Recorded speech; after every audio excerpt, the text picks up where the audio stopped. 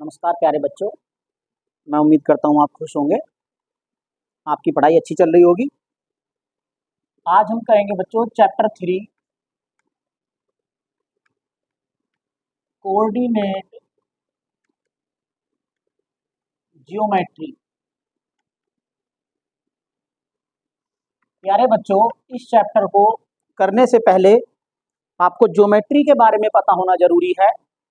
Geometry word आपने पहले से ही सुन रखा है, ये तो कक्षा 6 से आप सुनते आ रहे हो। ज्योमेट्री में क्या होता था बच्चों?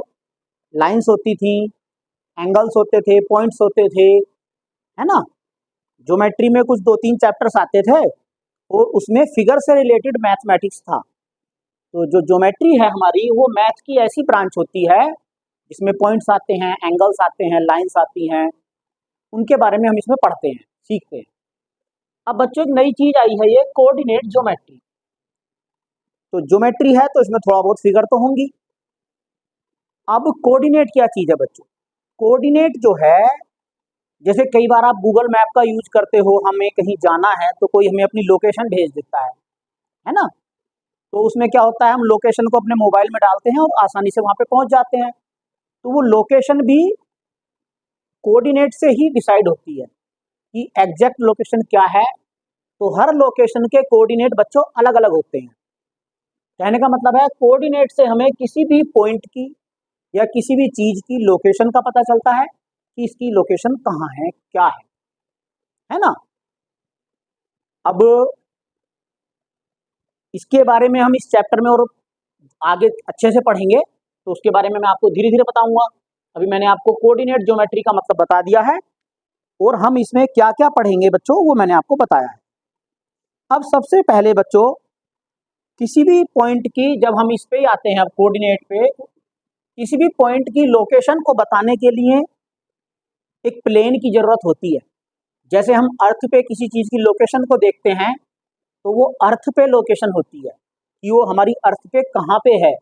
कोई इंसान कहीं पे खड़ा है, उसकी लोकेशन क्या है, तो वो अर्थ उसके लिए वो प्लेन है जहाँ पे वो खड़ा है। इसी तरह से जब मैं आपको इस बोर्ड पे समझा रहा हूँ, तो ये बोर्ड हमारा एक प्लेन है। प्लेन सरफेस को प्लेन कह देते हैं। और जब हम उस प्लेन पे कोऑर्डिनेट को शो करते हैं तो उसे कार्टेशियन प्लेन बोला जाता है। कार्टेशियन प्लेन, इसको याद रखना बच्चों, क्या बोलते हैं इसको? Cartesian plane. अब मैंने इस बोर्ड को कार्टेशियन प्लेन की तरह यूज करना है। कार्टेशियन प्लेन में क्या होता है बच्चों? दो एक्सिस होते हैं। एक होता है हॉरिजॉन्टल एक्सिस, एक होता है वर्टिकल एक्सिस। अब एक्सिस क्या है बच्चों? एक्सिस इन लाइन को ही कहते हैं, कोई एक्सिस अलग से नहीं है। जो लाइन है ना, इस लाइन को बोलते हैं एक्स एक्सिस। एक्स एक्सिस बोलते हैं बच्चों इसको। अब ये लाइन दोनों तरफ को इनफाइनाइट तक बढ़ती रहती है, एंडलेस लाइन होती है ये। इधर को भी ये बढ़ेगी और ये इधर को भी बढ़ेगी। तो इसको बोलते हैं हॉरिजॉन्टल एक्सिस या फिर एक्स एक्सिस, एक ही बात है, कुछ भी कह सकते हैं। और बच्चों दूसरी लाइन होती है वर्टिकल लाइन, खड़ी लाइन, इसको बोलते हैं हम वाई एक्सिस। इस पे लिख देते हैं, कहीं भी यहाँ पे लिख देते हैं वाई एक्सिस। इस वाले एक्सिस की तरह से ये एक्सिस भी एंडलेस होता है, ये ऊपर की तरफ जाता है, ये नीचे की तरफ जाता है बच्चों। अब इन एक्सिस की हेल्प से ही हम किसी पॉइंट की या किसी भी चीज की लोकेशन का पता लगाते हैं। अब मैं धीरे धीरे आपको बातें बताता रहूंगा। अब बच्चों आप देख रहे हो, इस पूरे कार्टेशियन प्लेन को इन दोनों एक्सिस ने 4 पार्ट में डिवाइड कर दिया बच्चों। पहला पार्ट ये हो गया, ये जब दो लाइन एंडलेस हैं तो इस तरह से बढ़ती चली जाएंगी, तो ये पोर्शन फर्स्ट हो गया, पहला पार्ट। इनको क्वाड्रेंट बोला जाता है बच्चों। जब किसी एक चीज के 4 पीस किए जाते हैं तो एक पीस को क्वाड्रेंट बोलते हैं। कोई सर्कल हो, आप सर्कल के 4 पीस कर दो तो उसमें एक पीस को क्वाड्रेंट बोला जाता है। तो इसी तरह से ये हमारा प्लेन था, हमने प्लेन के 4 पीस कर दिए, पहला, दूसरा, तीसरा, चौथा, इन चारों को क्वाड्रेंट बोलते हैं। इसको बोलते हैं बच्चों फर्स्ट क्वाड्रेंट, इसको बोलते हैं सेकंड क्वाड्रेंट, मैं थोड़ा शॉर्ट में लिख देता हूं, इसको बोलते हैं बच्चों थर्ड क्वाड्रेंट, और इसको बोलते हैं बच्चों फोर्थ क्वाड्रेंट। इस तरह से हमारे 4 क्वाड्रेंट हो गए। अब बच्चों एक बात और ध्यान रखने की है, जहां पर ये दोनों एक्सिस कट करते हैं इस पॉइंट को बोला जाता है ओरिजिन, ओरिजिन बोला जाता है, और पॉइंट ओ से डिनोट किया जाता है।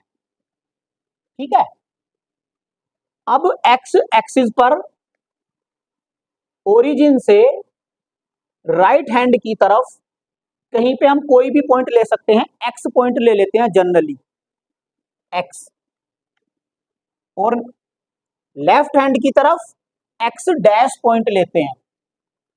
इसी तरह से वाई अक्ष पर ऊपर की तरफ वाई पॉइंट लेते हैं, नीचे की तरफ वाई डैश पॉइंट लेते हैं। कभी कंफ्यूज मत होना बच्चों, कुछ बच्चे उल्टा कर देते हैं इसमें, वो इसको वाई डैश ले लेते हैं, इसको वाई ले लेते हैं, ऐसा नहीं करना है, ध्यान रखना है।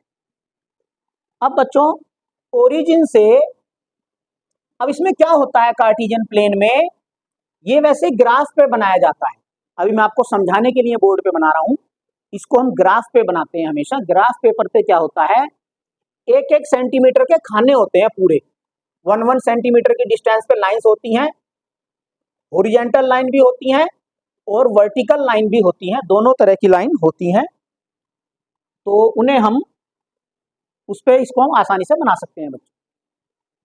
अब इसमें मैं आपको बताने जा रहा हूं, ओरिजिन से दोनों तरफ को, राइट हैंड की तरफ भी और लेफ्ट हैंड की तरफ भी, इक्वल डिस्टेंस पे इसमें नंबरिंग पड़ी होती है, इक्वल डिस्टेंस पे। वो हम कितनी डिस्टेंस पे लेते हैं, तो ग्राफ पेपर पे हम 1 सेंटीमीटर पे एक नंबर लेते हैं जनरली, वो हमारे ऊपर डिपेंड करता है कि हम उसके स्केल को कम या ज्यादा भी कर सकते हैं बच्चों। तो इक्वल डिस्टेंस पे यहाँ तो मैं आपको मार्क लगा रहा हूँ, बट ग्राफ पेपर पे आपको मार्क लगाने की जरूरत नहीं है। मैं 3-3 मार्क लगा के दिखा रहा हूँ बच्चों, ऊपर को भी होते हैं इस तरह, नीचे भी होते हैं। आप इसको जैसी जरूरत पड़े, रिक्वायरमेंट के अकॉर्डिंग आप इसमें निशान लगा सकते हो। अब जो मैं और बात बताने जा रहा हूं बच्चों, उसको जरा ध्यान से सुनना। ओरिजिन से राइट हैंड की तरफ ये एक्स एक्सिस की पॉजिटिव डायरेक्शन होती है, राइट हैंड की तरफ ये कौन सी होती है, पॉजिटिव डायरेक्शन।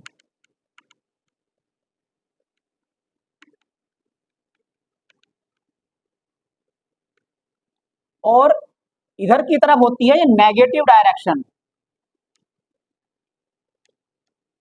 इसी तरह से ऊपर की तरफ होती है ये पॉजिटिव डायरेक्शन वाई एक्सिस की। कौन सी डायरेक्शन, पॉजिटिव डायरेक्शन। और बच्चों नीचे की तरफ होती है नेगेटिव डायरेक्शन वाई एक्सिस की। तो जैसे कि मैंने आपको डायरेक्शन बता दी है, ओरिजिन से राइट हैंड की तरफ पॉजिटिव डायरेक्शन है, तो ओरिजिन पे जो नंबरिंग होती है वो होती है 0, इधर के लिए भी 0, ऊपर के लिए भी सब 0 से स्टार्ट होती है नंबरिंग। यहाँ से 0 के बाद आता है बच्चों 1 2 3, इसी तरह से अगर आगे जरूरत होगी आगे आता चला जाएगा, बड़ा होता चला जाएगा। 0 से लेफ्ट हैंड की तरफ आता है माइनस का, 0 -1 -2 -3, इसी तरह से ये भी आता चला जाता है। अच्छा एक बात और बता ध्यान में आई बच्चों मेरे, कुछ बच्चों को बड़ा कंफ्यूजन होता है, जैसे मैंने यहाँ पे लिख दिया 2, तो वो सोच रहे हैं 2 नीचे है। बच्चों 2 मैंने केवल यहाँ पे लिखा है, 2 का मतलब है ये वाला पॉइंट, इस लाइन पे जो पॉइंट है, इस 2 को मैं यहाँ लिख दूं या यहाँ लिख दूं कोई फर्क नहीं पड़ता। 2 जो है यहाँ पे है, ये एक पॉइंट है ये। कुछ बच्चे लिखने से भी कंफ्यूज हो जाते हैं, नीचे लिखना है तो नीचे ही लिखना है, ऊपर लिखना है तो ऊपर ही लिखना है, उसको कॉपी करते हैं। बच्चों कॉपी नहीं करना, कुछ भी समझना है। हाँ अब ये इसी तरह से आगे आते चले जाएंगे, ये इधर छोटे होते चले जाएंगे।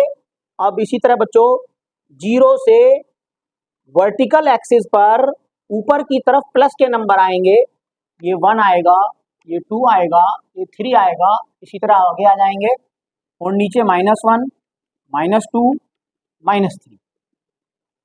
ठीक है बच्चों, यहाँ तक बता दिया मैंने आपको, एक्सिस के बारे में बता दिया, एक्सिस की पॉजिटिव डायरेक्शन नेगेटिव डायरेक्शन के बारे में बता दिया।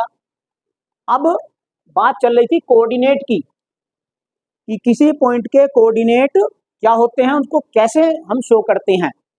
मैं आपके सामने एक पॉइंट ले लेता हूं बच्चों, मैंने ले लिया एक पॉइंट है कोई P। अब मुझे इस P पॉइंट को इस पे लोकेट करना है कि ये P पॉइंट कहां होगा। अब बच्चों किसी भी पॉइंट को लोकेट करने के लिए उसके अंदर उसके दो कोऑर्डिनेट का होना जरूरी है। दो कोऑर्डिनेट, उसको लिखते कैसे हैं समझ लो, Px, y ऐसे लिखते हैं बच्चों। किसी भी पॉइंट को इस तरह से लिखा जाता है, पहले पॉइंट लिखा जाता है, फिर छोटे ब्रैकेट के अंदर x की वैल्यू लिखी जाती है, कोमा लगाया जाता है, फिर y की वैल्यू लिखी जाती है। कुछ बच्चे बीच में कोमा नहीं लगाते, कोमा भी जरूरी है बच्चों। कोमा से पहले x की वैल्यू होती है, बाद में y की वैल्यू होती है। तो जो x की वैल्यू होगी उसको बोलते हैं, x को बोलते हैं एब्सिसा, एब्सिसा, या फिर इसको बच्चों x कोऑर्डिनेट भी बोलते हैं, x कोऑर्डिनेट, इसको ये भी बोल देते हैं।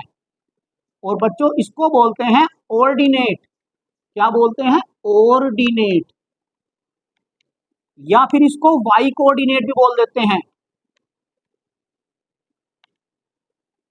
इन दोनों में से कुछ भी इसको बोला जा सकता है, ऑर्डिनेट भी बोला जा सकता है, y कोऑर्डिनेट भी बोला जा सकता है, और इसको एब्सिसा बोला जा सकता है या x कोऑर्डिनेट बोला जा सकता है।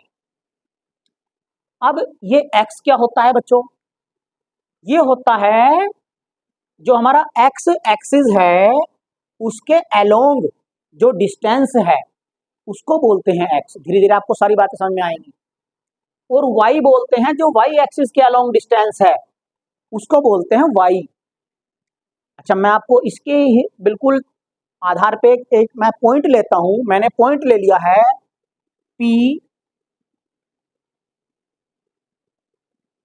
2,3, ये पॉइंट ले लिया मैंने। चलो P ऊपर ले लिया था, इसको Q ले लो, Q ले लो इसको, Q 2,3। तो इस पॉइंट को हमें यहाँ पे लोकेट करना है बच्चों। देखो जरा आप कैसे लोकेट करेंगे। अब इसमें आप सबसे पहले देखो x की वैल्यू क्या है, ये होती है x की वैल्यू, ये होती है y की वैल्यू, मैंने बताया बच्चों ऊपर। तो x की वैल्यू है 2, तो यानी कि ये पॉइंट जो है x के अलोंग, x की डायरेक्शन में 2 यूनिट चला है। तो x के अलोंग मतलब यहां से चलेंगे, x की डायरेक्शन ये है, तो 2, x की 2 वैल्यू कहां पे है, यहां पे है। y की 3 वैल्यू कहां पे है बच्चों, y की 3 वैल्यू है ये, x की 2 यहाँ पे, मैंने यहाँ पे उंगली रख दी, y की 3 यहाँ पे ये उंगली रख दी। इन दोनों के सामने जो पॉइंट आएगा बच्चों वो पॉइंट होगा हमारा ये। तो मैं डॉटेड लाइन बना देता हूं, बट आपके ग्राफ में ये ऑलरेडी लाइन होगी। तो इसके सामने, इधर से इसके सामने जो पॉइंट आया ये, इस पॉइंट के कोऑर्डिनेट होंगे 2,3, तो ये होगा Q पॉइंट 2,3। अब बच्चों ये पॉइंट यूनिक होगा। यूनिक का मतलब अगर आपको 2,3 लोकेट करने को कहा जाए तो हर बच्चा बिल्कुल एक जैसा ही लोकेट करेगा। ऐसा नहीं कि किसी का पॉइंट कहीं पे आ जाए, दूसरे बच्चे का कहीं पे आ जाए, वो सेम पॉइंट आएगा, सभी बच्चों का सेम पॉइंट आएगा। तो इसीलिए मैंने बोला इसको यूनिक। तो ये हो जाएगा बच्चों Q पॉइंट, और 2,3 इसके कोऑर्डिनेट होंगे। हाँ, अब मैं एक पॉइंट और लिखता हूं, उसको लोकेट करके दिखाता हूं आपको। दूसरा पॉइंट ले लिया मैंने R, उसके कोऑर्डिनेट ले लिए मैंने, x की वैल्यू ले लो प्लस में 4 ले ली, चलो y की ले ली -3, इसको लोकेट करते हैं। अब बच्चों R के लिए x होगा 4, y होगा -3। तो x 4 कहां पे है हमारा, मैंने इसमें बनाया नहीं है तो यहां पे बना दो, चलो ये हो गया 4, और y की वैल्यू -3। बच्चों y -3 कहां होगा, ये तो है नहीं, माइनस की तरफ जाना है, -3 होगा ये। तो इस वाले पॉइंट के सामने और x की वैल्यू है 4, इसके सामने कौन सा पॉइंट आएगा वो ले लो। इन दोनों के सामने ये पॉइंट आया, ये हो गया R, कोऑर्डिनेट होगा इसके 4, अब बच्चों जरा आप ध्यान से देखो, हमारा जो Q पॉइंट था वो पहले क्वाड्रेंट में आया, और जो ये R पॉइंट था ये आया हमारा 4th क्वाड्रेंट में। तो लोकेशन के अकॉर्डिंग पॉइंट किसी भी क्वाड्रेंट में हो सकता है, पहले में भी हो सकता है, दूसरे में भी हो सकता है, तीसरे में भी और चौथे में भी हो सकता है। वो हमें उसके कोऑर्डिनेट से पता चलेगा कि वो कहाँ पे है, पहले में है, दूसरे में है, तीसरे में है, चौथे में है। अब बच्चों इसकी एक ट्रिक और बताता हूं मैं आपसे। हाँ, ये तो चलो क्वाड्रेंट की बात हो गई, वो लाइन पे भी हो सकता है, कहने का मतलब वो एक्सिस पे भी हो सकता है पॉइंट। भाई कोई पॉइंट मैंने इस लाइन पे ले लिया, एक्स एक्सिस पे ले लिया या वाई एक्सिस पे ले लिया, तो वो भी तो पॉइंट है और वो किसी भी क्वाड्रेंट में नहीं है, तो उसके क्या कोऑर्डिनेट होंगे जरा समझते हैं। चलो मैंने एक पॉइंट ले लिया, एस ले लिया, उसमें मैंने एक्स की वैल्यू ले ली 0 और वाई की वैल्यू ले ली 2। अब इस पॉइंट को देखो कहाँ आएगा ये 0,2, इसके लिए एक्स तो है 0, वाई है 2। अब लगाओ बच्चों, एक्स का 0 तो यही होगा और वाई का 2 कहाँ होगा, ये होगा, तो इसके सामने और इसके सामने तो यही पॉइंट है ना। तो ये जो पॉइंट बच्चों होगा हाँ इस वाली लाइन पे, इसके कोऑर्डिनेट हो जाएंगे 0,2 एस 0,2, ये पॉइंट हो गया एस और कोऑर्डिनेट हो गए इसके 0,2। तो बच्चों इस तरह से ये जो हमारा पॉइंट आया एस, देखो मैं सबको लिख देता हूं, ये कौन से क्वाड्रेंट में आया, ये आया फर्स्ट में। ये कौन से क्वाड्रेंट में आया, ये आया 4th में। और ये कौन से क्वाड्रेंट में आया,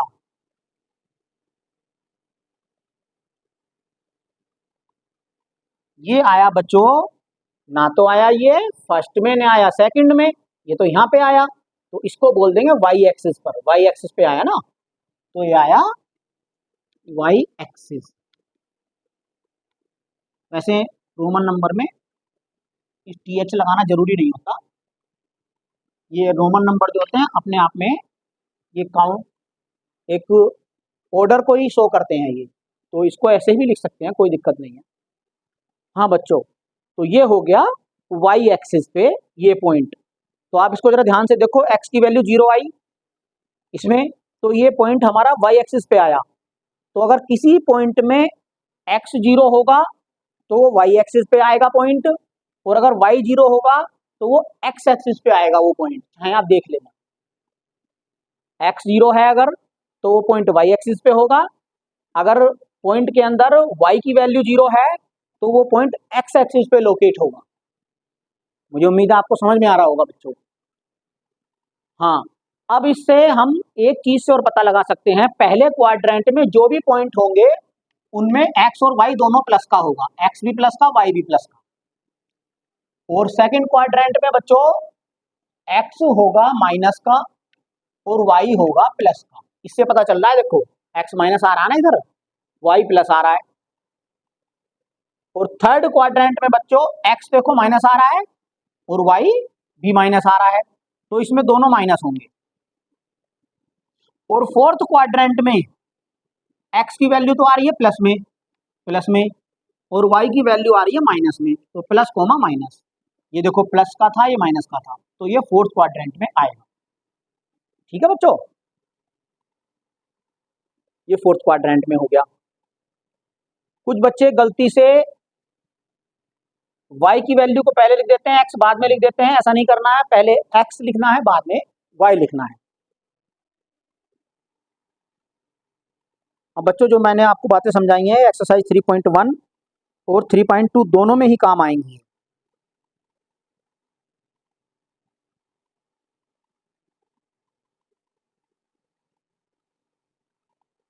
अब हम इसके क्वेश्चन करेंगे।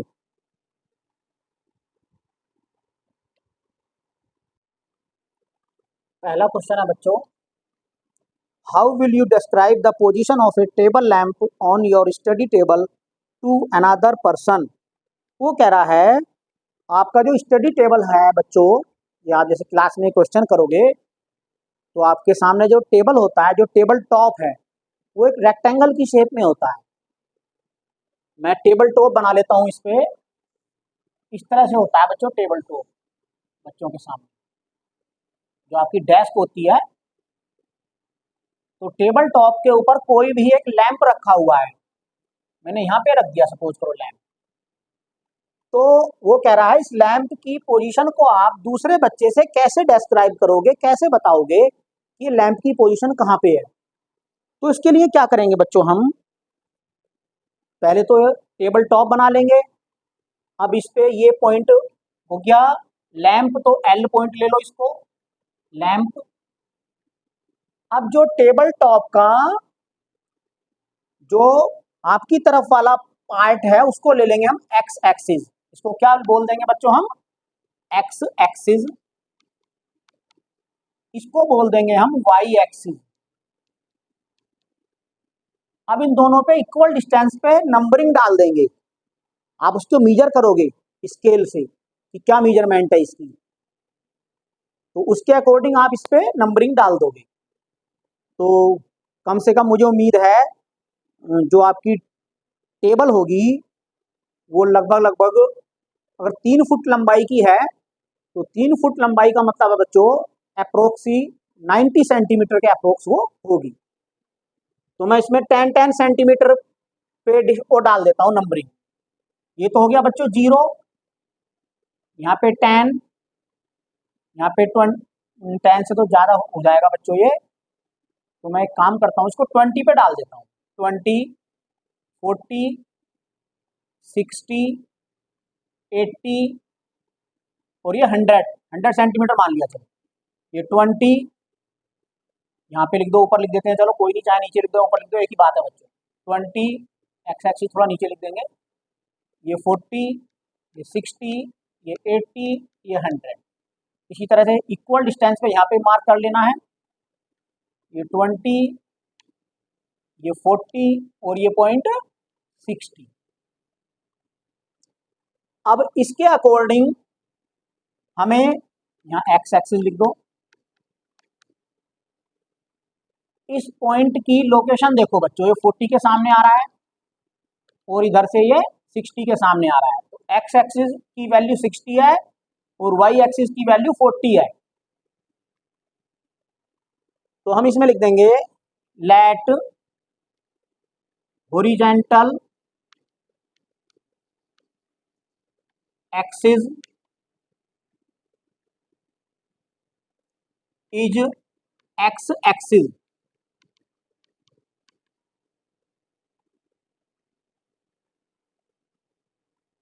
और एंड अनदर, क्योंकि बेटा इसमें दोनों हॉरिजॉन्टल ही होंगे।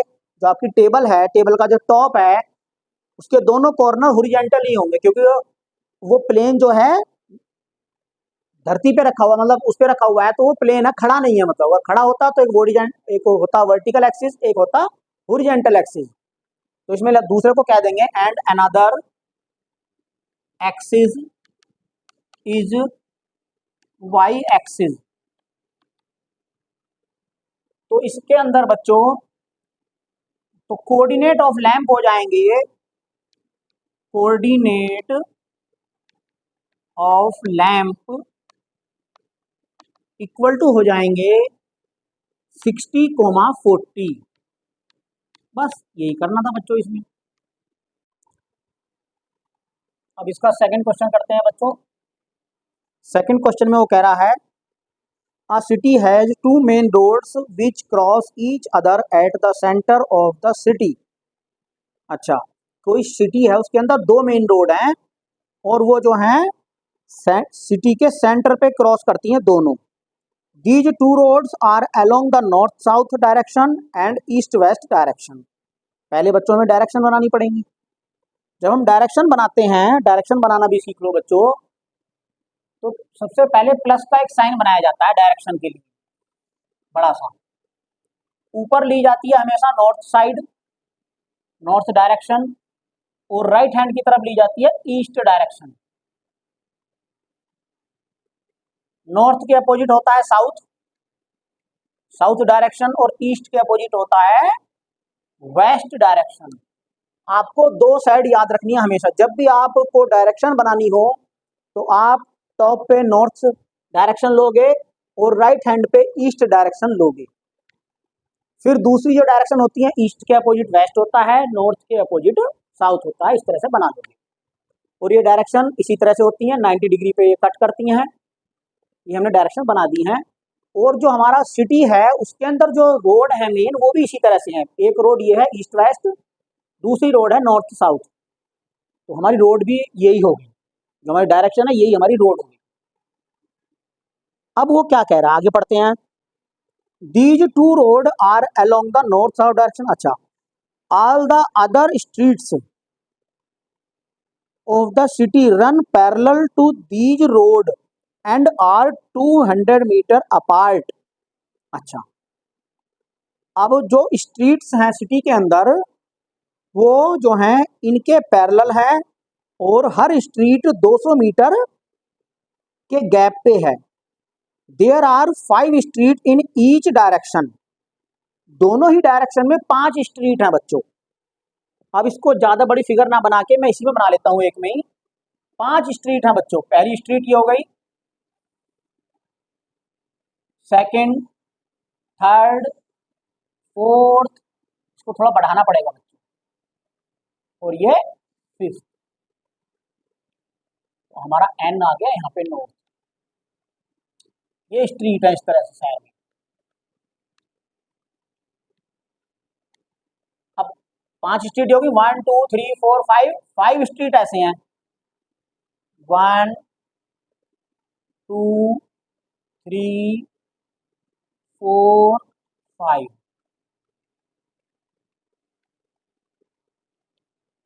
और ये जो स्ट्रीट है बच्चों, ये सब 200 मीटर के डिस्टेंस पे हैं। यहाँ से यहाँ तक इसको तो लेते हैं बच्चों हम 0। तो ये हो गया 200, ये हो गया 400, 600, क्योंकि 200 इनमें ऐड होता चला जाएगा। यहाँ से यहाँ तक 200, यहाँ से यहाँ तक 200, यहाँ से यहाँ तक 200, ये 800, ये 1000, इसी तरह से ये 200, ये 400, ये 600, 800, ये 1000। इस तरह से ये स्ट्रीट हैं। फिर क्या कह रहा है वो, draw a model of the city on your notebook. इस तरह से आपको अपनी नोटबुक पे इसका मॉडल ड्रॉ कर देना, एक फिगर बना देनी है, वो कह रहा है। अच्छा, फिर कह रहा है वो represent the road street by single line. अच्छा, रोड और स्ट्रीट को सिंगल लाइन से रिप्रेजेंट करो, हमने कर दिया। फिर कह रहा है वो, there are many cross street in your model. हाँ, बहुत सारी क्रॉस स्ट्रीट है बच्चों, देखो यहाँ यहाँ यहाँ कई कई जगह कट कर रही है। ये वाली और ये वाली, तो ये वाली और ये वाली यहाँ कर रही है, ये और ये यहाँ पे कर रही है, और यहाँ पे। तो इसी तरह से कई जगह कट कर रही हैं, आप फिगर में देख सकते हो। फिर कह रहा है वो, a particular cross street is made by 2 street. A particular cross street is made by 2 street. हाँ, सही बात है, कोई भी जो क्रॉस है वहां 2 स्ट्रीट आके मिल रही है, तब वो क्रॉस बन रहा है।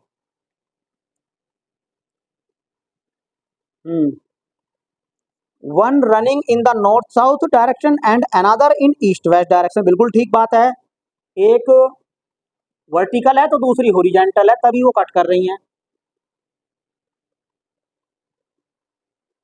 हाँ, each cross street referred to in the following manner, if the second street running in the north south direction and fifth in east west direction meet at some crossing, then we will call the cross street 2,5 using this convention. उसने कहा है कि 1 centimetre को 200 metre मान लेना है। तो जब हमें 1 सेंटीमीटर को 200 मीटर मानना है तो इसको इस तरह से लिखने की जरूरत नहीं है बच्चों, यहाँ पे 1 ही ले लो। 1, ये 2, ये 3, ये 4, ये 5। इसी तरह से यहाँ पे 1 2 3। हम इसको ऐसे भी कर सकते थे, बट क्वेश्चन बेटा बाद में पढ़ा है वो थोड़ा आगे का। क्योंकि मैं आप पहले से ही रट के तो बताता नहीं हूँ आपको। 5, हाँ इसके अकॉर्डिंग हमें लेना है। फिर कह रहा है वो then we will call this cross street 2,5। अच्छा स्ट्रीट 2 कौन सी है बच्चों? हाँ देखो स्ट्रीट 2 ये हो गई, और 5 कौन सी है? 5 ये हो गई, तो ये यहाँ पे कट कर रही है, तो इसका पॉइंट क्या हो जाएगा? 2,5 हो जाएगा ये। बिल्कुल ठीक है, यहाँ पे लिख भी देना 2,5। फिर कह रहा है वो using this convention find first how many cross street can be referred to as 4,3। First part 4,3 पे कितने क्रॉस सेक्शन बन रहे हैं? 4,3 देखो बच्चों कहाँ पे आ रहा है? 4 ये रहा और 3y का ये रहा, तो ये सेक्शन हो गया 4,3। इस पे लिख भी दो 4,3। तो एक ही सेक्शन तो बन रहा है, एक ही क्रॉस स्ट्रीट बन रहा है यहाँ पे, तो लिख देंगे only one cross street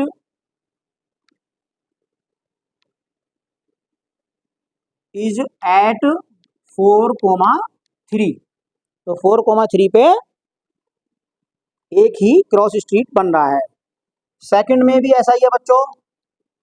second में कह रहा है 3,4 पे, 3,4 दिखाओ कहाँ पे है? x की 3 ये रही और y की 4 ये रहा, तो ये बन जाएगा